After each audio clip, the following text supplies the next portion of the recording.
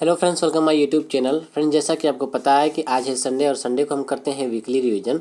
तो पिछले 6 दिनों में जितने हमने क्वेश्चंस करवाए हैं आपको, उन सभी क्वेश्चंस का आज हम क्विकली रिवीजन करेंगे। तो सभी क्वेश्चन मोस्ट इंपॉर्टेंट है, वीडियो को एंड तक देखिएगा। फ्रेंड्स, ये सभी क्वेश्चन किसी न किसी एग्जाम में पूछे गए हैं और आगे भी पूछे जाएंगे। तो मोस्ट इंपॉर्टेंट क्वेश्चन है, वीडियो को शुरू से लेकर लास्ट तक देखिएगा।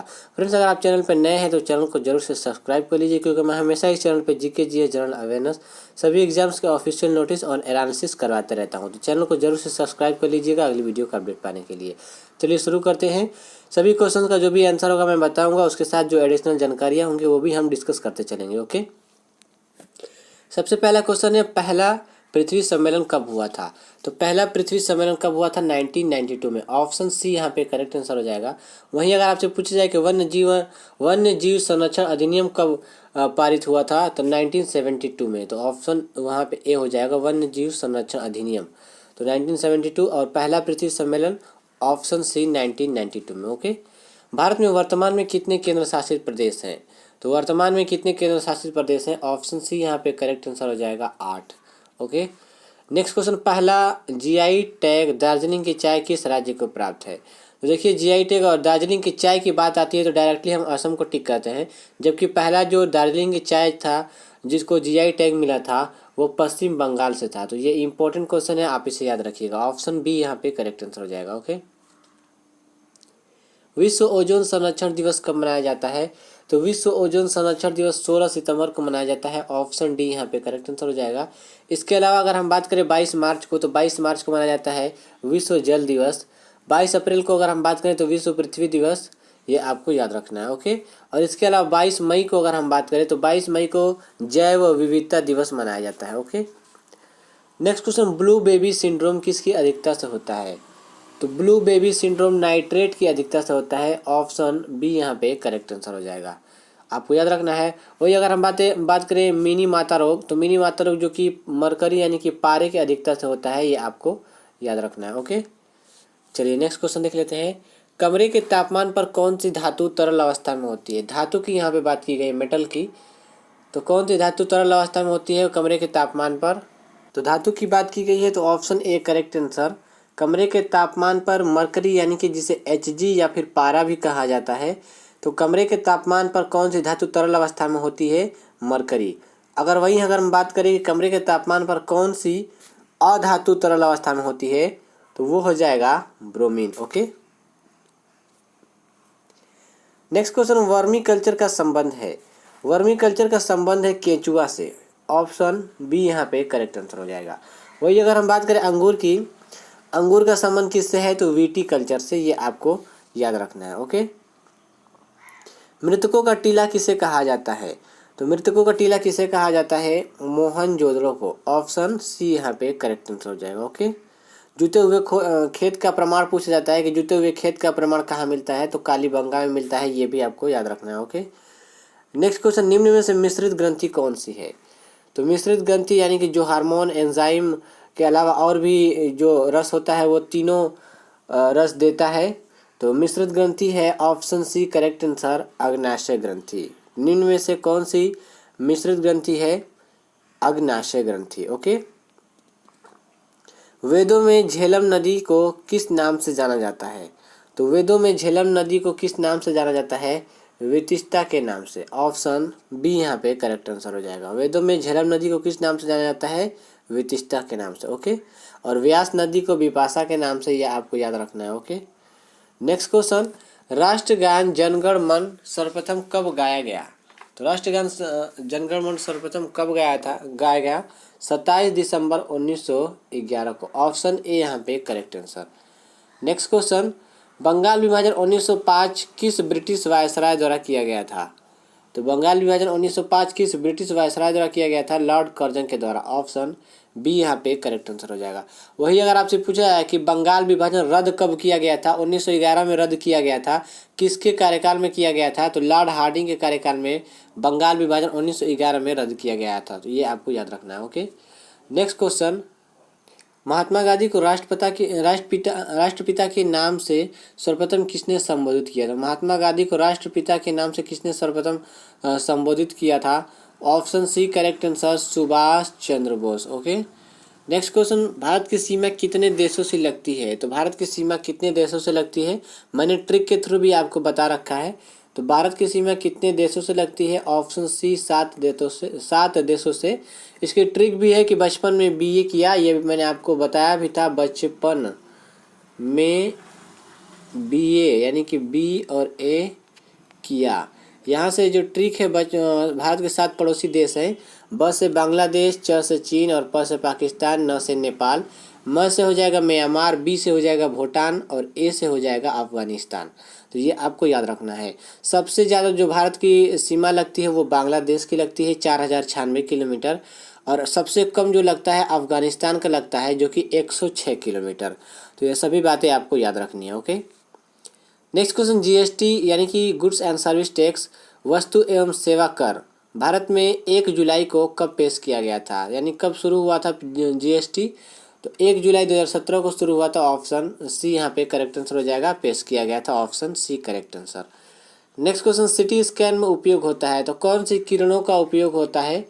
तो सिटी स्कैन में कौन सी किरणों का उपयोग होता है? एक्सरे किरणों का प्रयोग होता है।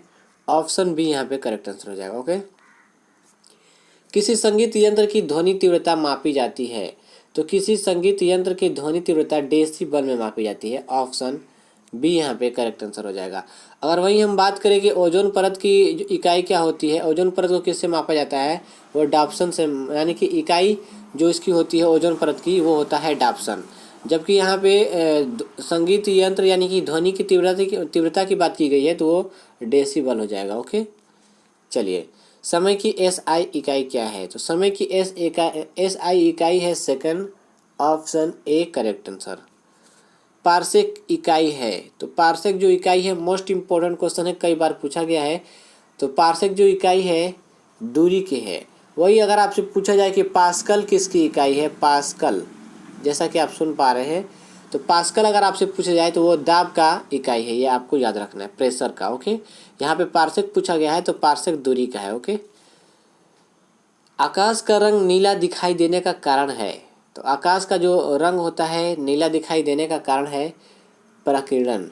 ऑप्शन बी यहाँ पे करेक्ट आंसर हो जाएगा। इसके अलावा भी जो शाम और सुबह के समय जो सूर्य का लाल रंग दिखाई देता है वो भी प्रकीर्णन के कारण होता है, ये आपको ध्यान देना है। ओके, भारत का प्रथम न्यूक्लियर रिएक्टर है, तो भारत का जो प्रथम न्यूक्लियर रिएक्टर है वो है अप्सरा। ऑप्शन ए यहाँ पे करेक्ट आंसर हो जाएगा। एक्सरे की खोज किसने की थी? तो एक्सरे की खोज किसने की थी? W.K. रॉन्टजन ने। ऑप्शन सी correct answer. Okay, CT scanning में उपयोग होता है, तो सिटी स्कैनिंग में एक्सरे किरणों का उपयोग होता है। Option B correct answer. Okay, आर्द्रता किससे मापी जाती है? तो देखिए दो यहाँ पे क्वेश्चन देखने को मिलता है, ऑप्शन देखने को मिलता है आपको, हाइड्रोमीटर और हाइग्रोमीटर। तो आर्द्रता किससे मापी जाती है? आर्द्रता मापी जाती है हाईग्रोमीटर से, ये आपको ध्यान देना है, ग्रोमीटर, हाईग्रोमीटर। ओके, आर्द्रता किससे मापी जाती है? हाईग्रोमीटर से। ओके, सुपरसोनिक स्पीड मापने की यूनिट क्या है? तो सुपरसोनिक स्पीड मापने की यूनिट क्या है? Option A Mach. Okay, next question, cancer का अध्ययन को कहते हैं, तो कैंसर के अध्ययन को क्या कहते हैं? ओंकोलॉजी। ऑप्शन सी यहाँ पे करेक्ट आंसर हो जाएगा। बात करें हम यहीं पे ऑर्निथोलॉजी की, तो ऑर्निथोलॉजी में पक्षियों का अध्ययन किया जाता है। ओके, कैंसर का अध्ययन को क्या कहते हैं? ओंकोलॉजी, और ऑर्निथोलॉजी में पक्षियों का अध्ययन किया जाता है। ओके, राणा टिग्रिना वैज्ञानिक नाम है, तो राणा टिग्रिना किसका वैज्ञानिक नाम है? मेंढक का। ऑप्शन सी यहाँ पे करेक्ट आंसर हो जाएगा। नेक्स्ट क्वेश्चन, विडाल टेस्ट किसके लिए किया जाता है? तो विडाल टेस्ट किसके लिए किया जाता है? टाइफाइड के लिए। ऑप्शन सी करेक्ट आंसर। ओके, ट्रैकोमा द्वारा कौन सा अंग प्रभावित होता है? तो ट्रैकोमा द्वारा आंखें प्रभावित होती हैं। ऑप्शन सी यहाँ पे करेक्ट आंसर हो जाएगा। ट्रैकोमा द्वारा कौन सा अंग प्रभावित होता है? आंखें। ओके, ऊर्जा का सिक्का कहलाता है, ऊर्जा का सिक्का क्या कहलाता है? ऊर्जा का मुद्रा भी कहते हैं इसे। ऑप्शन ए यहाँ पे करेक्ट आंसर हो जाएगा एटीपी, यानी कि एडिनोसिन ट्राइफॉस्फेट, ये आपको याद रखना है। ऊर्जा का सिक्का किसे कहते हैं? एटीपी को। ओके, नेक्स्ट क्वेश्चन देख लेते हैं। WHO का मुख्यालय कहाँ स्थित है?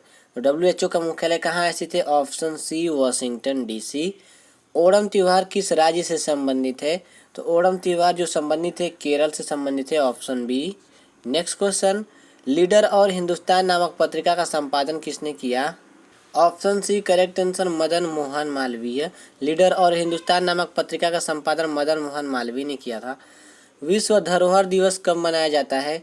तो विश्व धरोहर दिवस 18 अप्रैल को मनाया जाता है, ऑप्शन सी।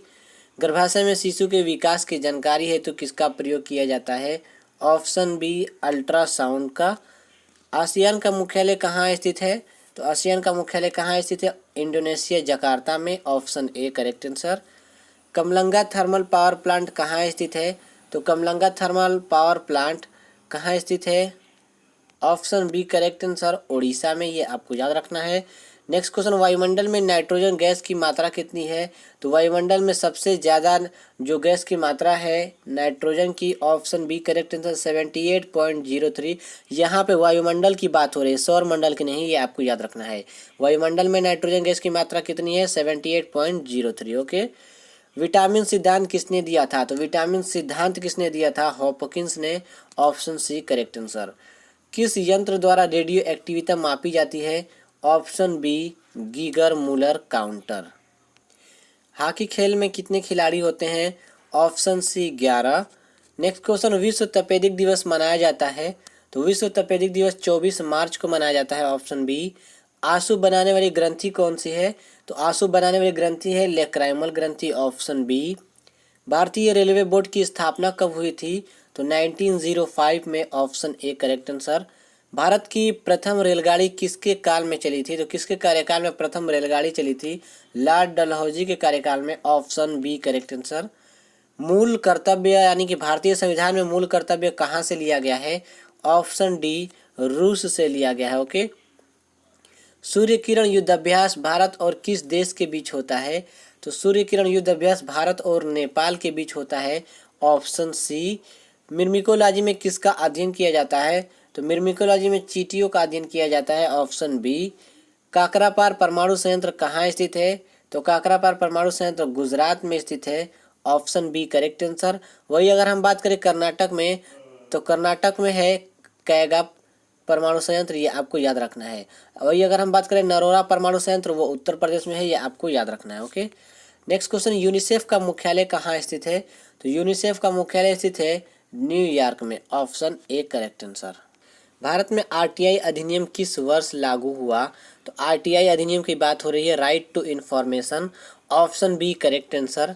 वहीं अगर आपसे पूछा जाता है कि आरटी अधिनियम किस वर्ष लागू हुआ, यानी कि राइट टू एजुकेशन, तो राइट टू एजुकेशन 2009 में, और आरटीआई यानी कि राइट टू इन्फॉर्मेशन जो कि इस क्वेश्चन में पूछा गया है, तो उसका आंसर हो जाएगा 2005, और आरटीई का 2009। तो ये दोनों ही इंपॉर्टेंट है, आप इसे याद रखिएगा। दिलीप ट्रॉफी का संबंध किस खेल से है? तो दिलीप ट्रॉफी का संबंध किस खेल से है? क्रिकेट से है, option a correct answer. Next question, Hemis राष्ट्रीय उद्यान कहाँ स्थित है? तो हेमिस राष्ट्रीय उद्यान लद्दाख में स्थित है, option B correct answer. Okay. Gahirmatha national park किस राज्य में स्थित है? तो गहीरमाथा नेशनल पार्क ओडिशा में स्थित है, option D correct answer. Morley Minto सुधार बिल किस वर्ष में पारित किया गया? ऑप्शन बी करेक्ट आंसर 1909 में। संविधान के प्रारूप समिति के समक्ष प्रस्तावना का प्रस्ताव किसने रखा? तो किसने रखा? जवाहरलाल नेहरू ने, ऑप्शन डी करेक्ट आंसर। विधवा पुनर्विवाह में प्रमुख योगदान किसका था? तो प्रमुख योगदान ईश्वर चंद्र विद्यासागर का था, ऑप्शन बी।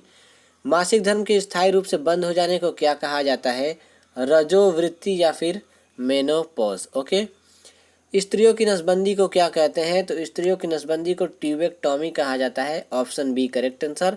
वही अगर हम बात करें पुरुषों की नसबंदी, तो पुरुषों की नसबंदी को वैसेक्टॉमी कहा जाता है। ओके। बच्चों के लिंग का निर्धारण किसके गुणसूत्र के द्वारा होता है? तो बेबी बॉय पैदा होता है या फिर गर्ल, वो पिता के गुणसूत्र पर निर्भर करता है, ऑप्शन बी करेक्ट आंसर। तो सभी के सभी फ्रेंड्स क्वेश्चंस पूरे हो गए जितने मैंने पिछले वीक में करवाया था। तो आपको अगर वीडियो पसंद आई हो, मेरी मेहनत पसंद आई तो ज़रूर से वीडियो को लाइक शेयर, और हाँ, इन सभी क्वेश्चंस का अगर आपको PDF प्राप्त करना है तो आप हमारा टेलीग्राम ग्रुप ज्वाइन कर सकते हैं। टेलीग्राम ग्रुप का लिंक मैंने वीडियो के डिस्क्रिप्शन बॉक्स में दे रखा है। बाकी आप चैनल को जरूर से सब्सक्राइब कर लीजिएगा, वीडियो को लाइक करिएगा, अपने दोस्तों में ज़्यादा से ज़्यादा शेयर करिएगा। Thanks for watching my video.